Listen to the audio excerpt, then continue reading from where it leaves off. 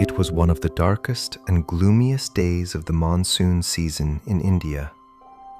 Heavy rain poured down without stopping, washing away the dust of the city, but leaving everything looking gray and cold. Meera, a young woman, walked slowly along the flooded pavement. Her clothes were completely wet, but her heart felt even heavier. Just an hour ago, she had received a rejection letter from a company she had spent 3 years dreaming about and preparing for. To Meera, it felt like all the doors to her future had suddenly locked. The weight of failure and hopelessness pressed down on her shoulders. She just wanted to collapse right there in the rain. Looking for a place to hide from the storm, Meera stepped under the torn canvas roof of a small, broken-down chai stall by the roadside. The owner was Amma Kavita, an old woman with deep wrinkles on her face. Yet she carried a strange, peaceful energy. Even though her roof was leaking and she had 0 customers, Amma Kavita was softly humming a traditional song. Her aged hands carefully protected a small diya, a traditional clay lamp, from the cold wind, making sure its tiny flame kept burning. Amma Kavita smiled warmly and pushed a steaming cup of masala chai toward Meera. "Drink, my child," she said gently. "Tea warms the body, but hope warms the soul." Looking at the old woman's calm smile in the middle of this miserable situation, the anger and sadness inside Meera suddenly exploded. She started crying and spoke with a bitter voice. "Amma, how can you possibly smile? Your shop is leaking. The weather is terrible. You have no money coming in. And me, I just lost the only big opportunity of my life. This world is so unfair. Why do bad things always happen to people who try so hard?" Amma Kavita did not look offended. She slowly sat down next to Meera, her eyes looking far out into the white, rainy streets. "You know, my child," her deep, soothing voice began, 20 years ago, a massive historical flood swept through my village. The angry river took away not only my small house, but also my beloved husband. When the water finally went down, all that was left was thick, smelly mud and absolute despair. Meera froze. The crying stopped in her throat. She never expected this peacefully humming woman to carry such a deep, painful wound. "At that time, I cried until I had no tears left," Amma continued. "I was angry at the universe. I wanted to quit this life. But then, one morning, as I sat broken in front of the empty land that used to be my home, I saw a miracle. From under that thick, disgusting mud, a tiny green shoot was growing, reaching up toward the sunlight." Amma Kavita turned to look deeply into Meera's eyes. Her voice became strong and firm. "In that exact moment, I realized a powerful truth.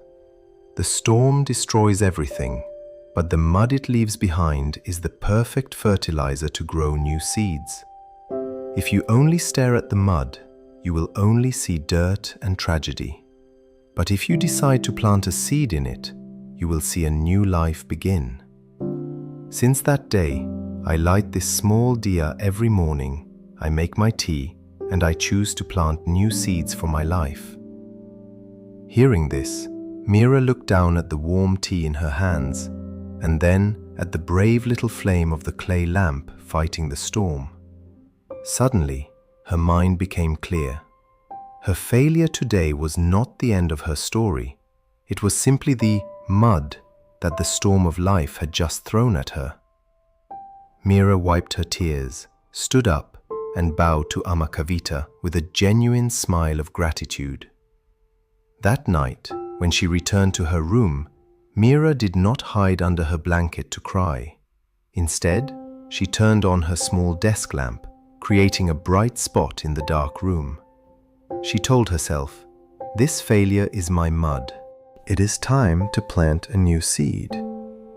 She opened her laptop, calmly reviewed her resume, found her mistakes, and started applying again with a completely new mindset.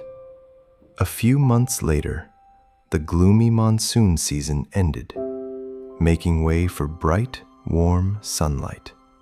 Meera returned to the corner tea stall with a confident walk and a glowing smile.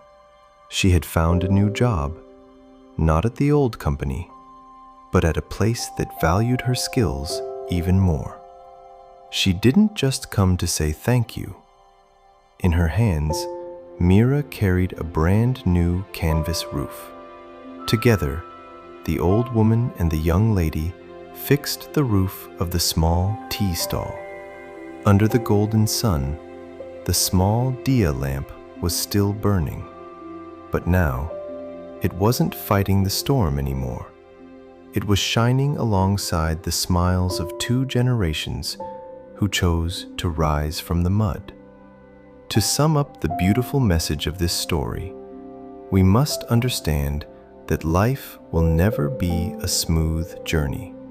We will all face our own monsoon seasons, moments of failure, heartbreak, losing a job, or losing someone we love.